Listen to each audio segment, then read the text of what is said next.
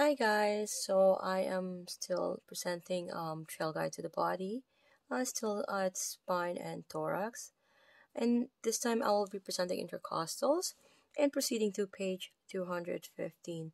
Looking at the image here, we have the anterior view of the rib cage, we have the intercostals and the external intercostals. Okay, internal intercostals and external intercostals. Okay, so intercostal are better known to carnivores as the meat on spare ribs. Okay, we all know that. We love that part.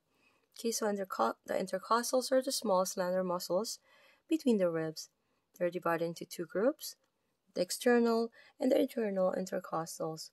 The fiber of these two groups run perpendicular to each other and can be visualized as extensions of the external and internal oblique muscles. The intercostals help to stabilize the rib cage and assist in respiration, but their specific role is debatable.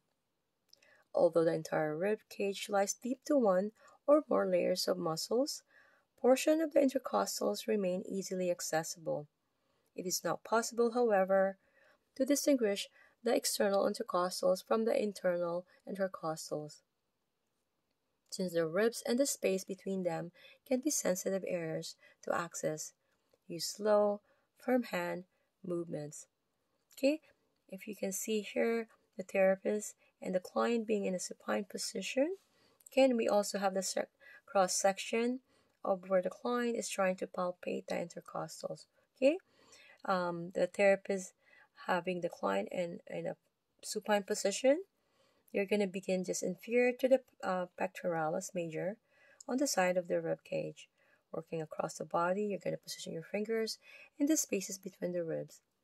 Number 2, with the one finger pad, you're going to isolate and palpate the tissue between two ribs. You're going to roll your finger along the rib space and palpate the short, dense intercostals that bridge the ribs. You're going to ask your partner to take several slow, deep breaths.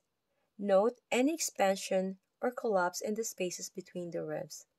Then you're going to turn your partner prone or side lying and continue to explore the intercostals.